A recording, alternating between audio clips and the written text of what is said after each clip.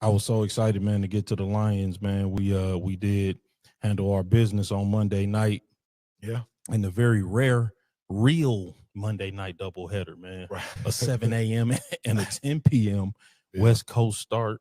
The Lions did beat the Tampa Bay Buccaneers, the first place Tampa Bay Buccaneers, first place in the NFC, I should say. Yep. 5-1 Tampa Bay Buccaneers beat them 24-9 at home. In a very surprising style of victory. Mhm. A lot of people expected a shootout, including myself, Yeah. with so many guys out in the secondary. But the guys that came up from the practice squad, they played great. I mean, really looked better than the starters have at any point this year. So really shout out to them. Of course, Mike Evans did unfortunately go out with an injury, broke his collarbone. That looked bad. Yeah, it did. It looked bad when it happened. Yeah. But even still, they played great. I mean, Emeka Ibuka to this point has been the offensive rookie of the year. And they, still Tyler Johnson has been playing great in his rookie campaign. So, they still have an explosive offense that have been going up and down the field on everybody. Cade Otton, of course, one of the best tight ends in football. Yeah. They got a real good offensive line. Roschon Johnson running the ball. So, they have been really going up and down the field and have been an explosive offense all year. Forgot about the MVP, Tez Johnson. Tez Johnson. Yeah, I'm sorry, Tez Johnson. Yeah, man. So no, they really had a lot of weapons. Irrespective of Mike Evans even being there, because he hadn't been there before this week, and they had still been going up and down the field. Yeah. So, that was a real good victory, man. I thought probably the best one of the year, but I'll take your thoughts on it, man. I'll give a few additional thoughts, and of course we're going into the bye week, so there's no game to really preview, man. So we'll get to a couple of other NFL games, and then we'll preview a little bit of college, and of course we want to talk about the NBA, because they've just started up, man, and get to a couple of other exciting sports topics, man. But what say the people's champ? Yo, shout out to the Legion of Whom. Yeah, Legion of Whom. Yeah, I know that's what they calling them. Yo, and I love it. I'm gonna say their names, man. Nick Whiteside. I was gonna give a special shout out to Nick Whiteside. Rock Yassin. Yeah, big time. Arthur Mullet. Yes, sir. Thomas Harper. Yes, sir. Amik Robinson. Hey. Who last week I didn't want to be a prisoner of the moment, but I'm going to go ahead and say it now. He's better than Terry and Arnold at this point. I mean, I didn't want to be a prisoner of the moment and go off too far, ahead of my skis. That's been clear for the past couple of seasons, I think. But I've seen enough. Yeah, I've seen enough. You're breaking no news. Yeah, I've seen enough. Like that's his job now. He played Justin Jefferson one-on-one. Yeah.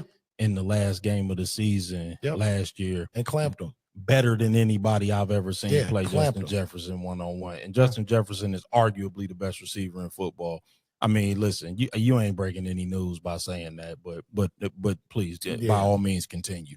Yeah, like that to me is no longer a non-starter. And now I understand, because I'm thinking back to when, Calvin Shepard said, he apologized to Amik Robinson for not finding him more plays on defense. Most definitely. And I understand now, because I mean, the separation to me now, it's clear. It's like, it's nothing to talk about now. And I'm trying to understand, why were we even entertaining this for so long? I said after week 2 that like, Terry and Arnold should be playing slot corner. Man, we have Amik Robertson. Let him play on the outside.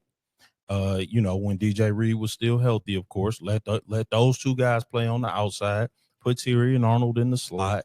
Stop putting so much pressure on him to defend these number one receivers. But again, I digress, man. I'm gonna let you continue to cook. Yeah, man. And staying with the defense, in terms of coverage, I think this was Jack Campbell's best game as a pro. Yeah. I mean, listen, it's hard to argue, because he's had better games. Where he, playing downhill, Jack Campbell's solid. Yeah, I agree. But in coverage, there's some times where he just looks bad. Yes, I agree. He's a 250-pound linebacker in a very fast NFL that's pass centric. Yeah. So, but Monday night he was all over the place. He was, and that jumped off of the screen to me. So yeah, shout out to Jack Campbell. In terms of the offense, man, we left a lot of food on the plate, a lot of meat on the bone. I concur. A lot, and I think we kind of saw and knew that Saint was going to, play with his hair on fire. Of course. After, the drop the week prior. So that wasn't shocking to me. But what was shocking to me and is continuing to, I think, now start to become a story. I know where you're going. This Jameson Williams thing. Yeah. Is it now a thing? Oh, it's a thing. It's a thing. It's a thing. And it's becoming an issue. Yeah. I think that for as great a win as that was, and don't get me wrong, this is the NFL. So, the idea that you're going to go out and score 34, 35 points every week is unrealistic. This is the NFL. Teams are going to be able to scheme it up. Todd Bowles is an exceptional defensive coach. He's not a good defensive coach. He's a great defensive coach. We talked about that last week. So, he's going to scheme it up and be able to stop you. I mean, the thing that put the Lions over the top in this game is dynamic playmakers that just made great individual plays. Yeah. I don't think it was a matter of scheme because I don't think we threw anything at them that they weren't prepared for. Yeah. So from that perspective, I think that Tampa was well prepared. I actually think their defense played very well. Yeah. On the other hand, I do think that number one, we've had a revolving door at left tackle. We've had 3 guys start at left tackle. And quite frankly, Taylor Decker hasn't been the best starting left tackle. It's actually been Dan Skipper. Dan Skipper has actually played that position better than Taylor Decker this year. The big man. Yeah, exactly. I love Dan Skipper, but that's another conversation. But so I think that the fact that Taylor Decker, he might be a little nicked up even when he's playing is an issue. And Jamo's routes are longer developing. Yes. He needs more time to get downfield. So I think that's a part of the problem, right? So we've had 3 guys play left tackle. 2 of them haven't been particularly good when they doing it. I think that Dan Skipper's been the best at it, but Dan Skipper really is a better run blocker than pass blocker even. Indeed. Even though I think he's very solid, even, doing either one. So I think that has something to do with it. The other part of it is, and by the way, they called a very bad offensive pass interference on Jamo though. Like that call was ridiculous. I'm like, offensive pass interference. That was terrible. That was a push off. Yeah, he barely extended his arms at the top of the route. But again, another conversation. Yeah, I think there's something to it though. I think they got to find more creative ways to get him the ball. I think they have to move him around a little bit more. There's a lot of just putting him out wide and running him on 9 routes and 7 routes and, just the deeper stuff, throw some shallow crossers in there, man. I hate wide anything but the reverse. Yeah. Like, stop that. Because that's always like the quick remedy. Let's get him a reverse. Let's just get the ball in his hand. Yeah, stop doing that. Nah, man. And then here's the thing too that concerns me, where I don't want it to get to a point where Goff starts forcing it, because I don't think Goff have a forcing it type arm for a player like Jamo. You get what I'm saying? Like that could get real ugly real fast. Yes. I mean, no, we still have to allow the game to open it up for Jamo organically. 100%. Guys getting sucked up in the run game, and then we use Jamo over the top. Make you pay. Yeah, because to a lesser extent, I think we have the same problem with Laporta. I'm seeing too much Brock Wright. I'm like, what is that all about? I'm like, what is Brock Wright the new Sam Laporta? Or did Laporta get dinged up a little bit last week? I mean, I don't know, but I'm like, I need more Sam Laporta and less Brock Wright. I understand we playing more 12 personnel. I get that, particularly with Tampa, because they do a good job stopping the run. Mm-hmm. So you want that extra blocker in there. So, and for those who don't know, 12 personnel is 2 tight ends, two wide receivers, and a single back. Old school. Yeah, it's a little bit old school. Most people play 11 personnel, which is just the 1 tight end and the 3 wide receivers with a single back. So I'm like, I get that Brock Wright is on the field more, but I'm like, I feel like Laporta has more capability after the catch. Oh, yeah, for sure. So I'd like for him to be the one to get those shorter passes because he can turn them up and actually do something with them. Yeah. Also, when we got down, inside the 15-yard line and it was 4th and 2, I don't like the fade route to Tesla. I didn't hate it only because with Tesla, with his height and his speed, a fade to him, I didn't necessarily hate. I don't hate a fade to Tesla. I don't like a fade to Tesla on 4th and 2. I can dig it. It's a low percentage throw. Get the first down, and if you want to fade him up on 1st or 2nd down, you're talking about the situational aspect. I got the situation. Okay.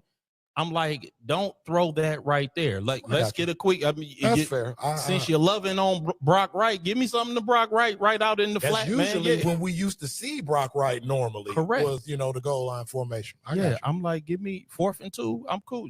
Let's dump something off to Brock Wright. Gibbs was killing him in the short passing game. Swing him out, man. Speaking of that dude, since we're like killing debates, with the Terry and Amit thing, if there ever was one. The Bijan Robinson, Jahmyr Gibbs debate, I'm into that. Jahmyr Gibbs is like the dude, though. Out of that draft class, like Jahmyr Gibbs is a special kind of dude, bro. Listen, in the interest of being objective, we can't close that door yet. Bijan is new. Listen, Bijan is a monster. Listen, Bijan Robinson is great, but on October 22nd, 2025, Jahmyr Gibbs is better. I'm not complaining that we got Jahmyr Gibbs. Let me just say that. I'm happy that we have Jahmyr Gibbs. Jahmyr Gibbs is an absolute beast. But no, Bijan is a beast. I'm not saying Bijan Robinson sucks. I mean, we can take it back. This is the same kind of debates that happened when the league had Herschel, Emmett, and Barry. Because I think just last week, Bijan, it was Monday night game against Buffalo, like Bijan had a very similar game to what Gibbs just had against Tampa. So and that's cute. Yeah, right. and that's cute. But Jahmyr Gibbs a monster. Is more electric. He makes it look better. He's splitting carries with another dog. Yeah, he is. But don't sleep on Bijan. Bijan Robinson is dope. But I'm talking about I got agree. the guy. I agree. You know what I'm saying? We got the guy.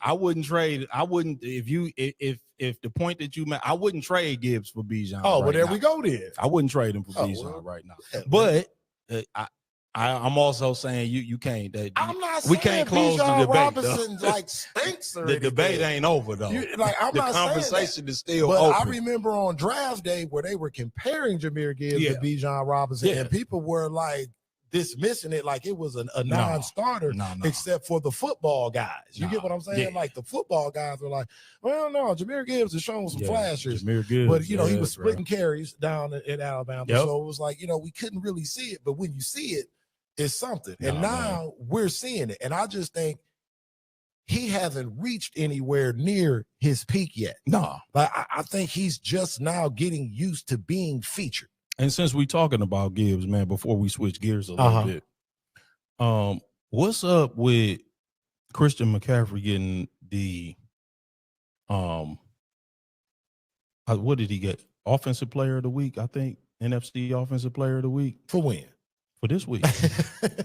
And Jahmyr Gibbs had more rushing and receiving yards than I'm like, man. I'm like, somebody got to make that one make sense to me. The story with for the 49ers in the NFC West. I guess.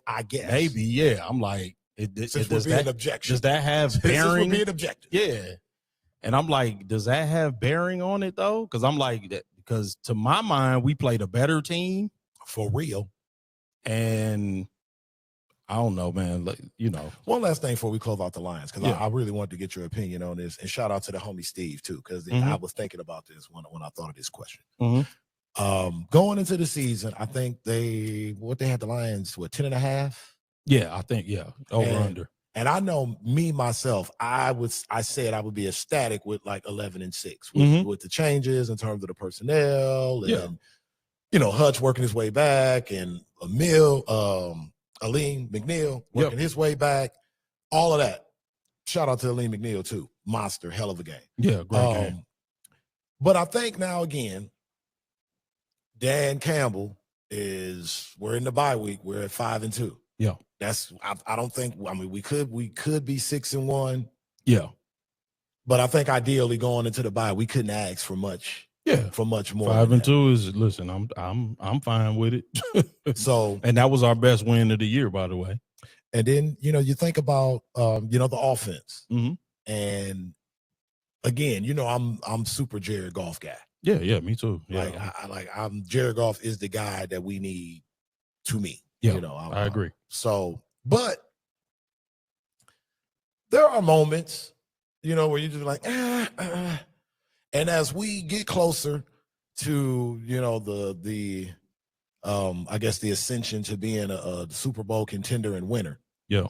If we do not win the Super Bowl mm-hmm. or come up short in any way, mm-hmm.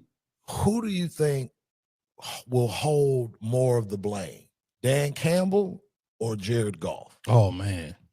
I mean, that's impossible to determine right now. Mm-hmm. In my opinion, if I'm forecasting ahead,